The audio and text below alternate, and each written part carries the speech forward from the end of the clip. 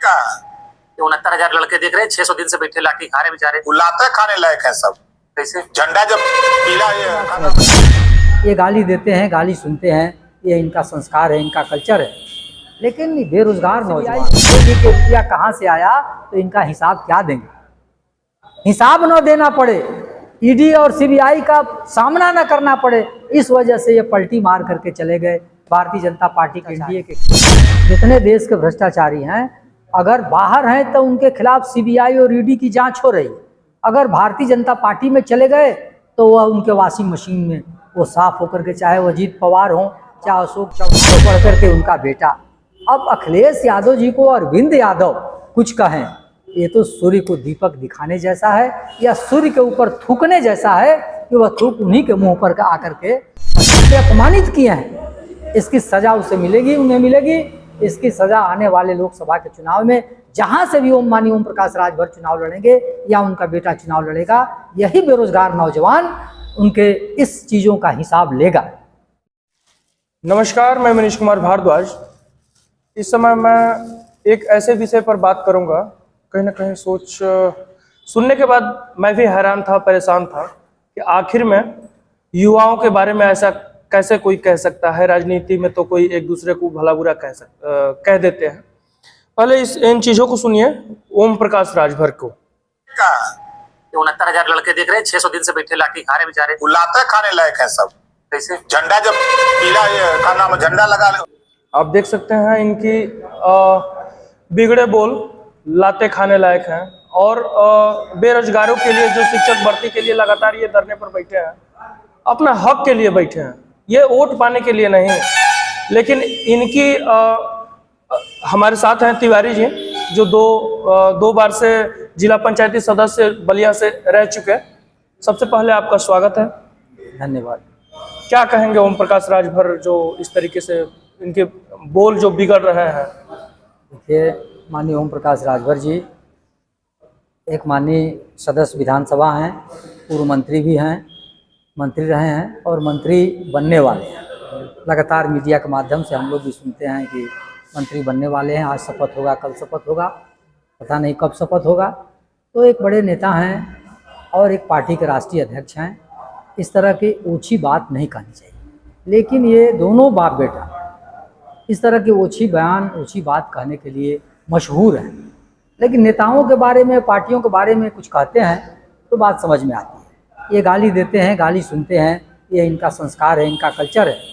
लेकिन बेरोजगार नौजवान, देश में बेरोजगारी एक बहुत ही अहम मुद्दा है और यह बेरोजगारी देश में एक जो है कैंसर का रूप पकड़ते जा रहे हैं। और बेरोजगार नौजवान, जो बाबा साहब भीमराव अम्बेडकर संविधान में जो अधिकार दिए हैं, किसी बात को लेकर के धरना प्रदर्शन करने का हमारा अधिकार है, और जो उसमें 69,000 भर्ती है, शिक्षक भर्ती वाले में जो लड़के हैं, उसमें कोई एक जाति और एक पार्टी के लड़के नहीं हैं, उसमें हर जात, उसमें यादव भी हैं, कुर्मी हैं, कुहार हैं, राजभर हैं, पंडित हैं, ठाकुर हैं, हर जात के लड़के हैं। कोई एक पार्टी के, समाजवादी पार्टी के और यादव जात से बिलोंग करने वाले लड़के नहीं हैं कि ऐसा वो कह दें कि समाजवादी पार्टी का टोपी लगा के धरना दे रहा है। ये सरासर अनुचित बयानबाजी है। इसकी जितनी निंदा की जाए उतना कम है। और माननीय ओम प्रकाश राजभर जी का यह बयान उत्तर प्रदेश के नौजवान और उसके नौजवानी का अपमान है, उसे अपमानित किए हैं। इसकी सजा उसे मिलेगी, उन्हें मिलेगी। इसकी सजा आने वाले लोकसभा के चुनाव में, जहां से भी माननीय ओम प्रकाश राजभर चुनाव लड़ेंगे या उनका बेटा चुनाव लड़ेगा, यही बेरोजगार नौजवान उनके इस चीज़ों का हिसाब लेगा कि आप जो है बेरोजगार नौजवानों को आप लात खाने का लायक आप बता रहे हैं। जिस तरह से यह तो बस कल्चर की बात है। जिस दल में चले गए हैं, उस दल के लोग भी किसानों को आतंकवादी और टुकड़े गैंग और खालिस्तानी कह चुके हैं। उस दल में जा करके इनका नज़रिया बदल गया है, इनका टेप बदल गया है। ये नौजवानों को जो लात खाने लायक कहे हैं, नौजवान आने वाला समय में इनसे हिसाब लेगा। इसे इन्हें माफ़ी मांगनी चाहिए नौजवानों से। अच्छा, इनके बेटे का कुछ दिन पहले एक बयान आया था, एक जगह उनका अरविंद राजभर का, कि अखिलेश यादव जी को अंडा भिजवाएंगे। इस तरीके से उनका बयान क्या अच्छा है, इसके बारे में आप क्या कहना चाहेंगे? अब वही तो मैं बताया ये दोनों बाप बेटा ये जब समाजवादी पार्टी में रहते हैं तो भारतीय जनता पार्टी के नेताओं के प्रति अपशब्दों का प्रयोग करते हैं। यही माननीय योगी जी के लिए ये क्या क्या कहे हैं कि चुनाव के 22 के चुनाव के बाद योगी जी को वहाँ भेजा जाएगा जहाँ भीख मांगने की ट्रेनिंग दी जाती है। एक सम्मानित तो गोरखनाथ पीठ के वो महंत हैं और उत्तर प्रदेश के माननीय सम्मानित मुख्यमंत्री हैं, उनके बारे में इस तरह के अपशब्दों का प्रयोग यही माननीय ओम प्रकाश राजभर जी कर चुके हैं। आज जब भाजपा में चले गए तो ये समाजवादी पार्टी के राष्ट्रीय अध्यक्ष माननीय अखिलेश यादव जी और समाजवादी पार्टी के लिए अपशब्दों का प्रयोग कर रहे हैं।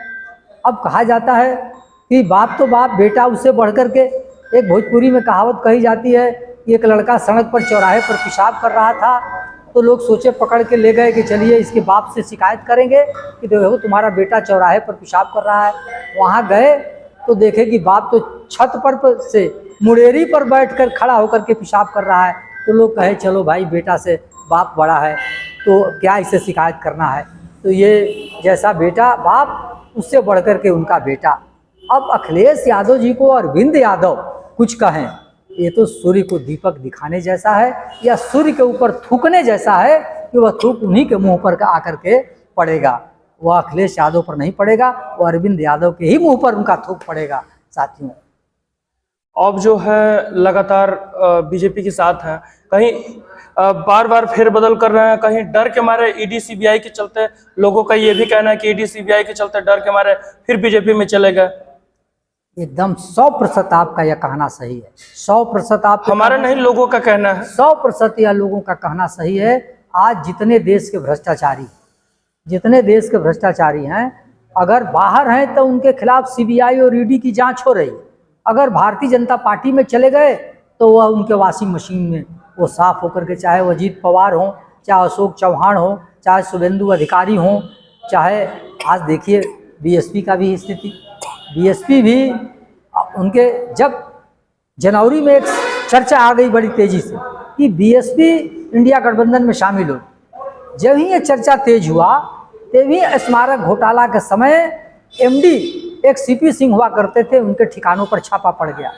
उनके ठिकानों पर छापा देकर के भारतीय जनता पार्टी ने संदेश दिया बीएसपी मुखिया को कि इस सीपी सिंह के माध्यम से आपका भी गिरवा पकड़ लिया जाएगा।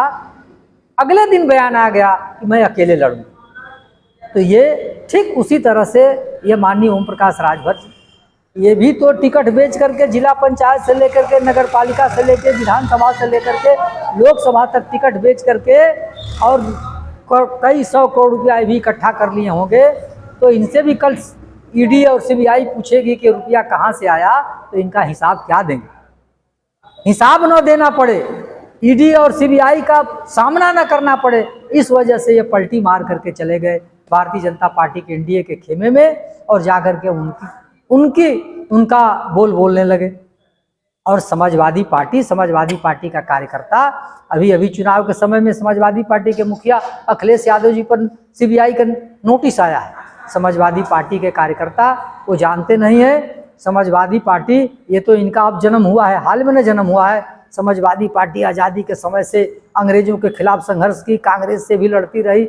समाजवादी पार्टी तो इनका नारा है, एक गोड़ रेल में एक गोड़ जेल में, इनका तो नारा रहा है। जेल से समाजवादी कभी डरते नहीं है। समाजवादी पार्टी मुकाबला करेंगे, इंडिया गठबंधन उत्तर प्रदेश में सर्वाधिक सीट जीतेगा और डट करके लड़ेगा, डट करके मुकाबला करेगा। और यह पूर्वांचल तो समाजवादियों का गढ़ रहा है।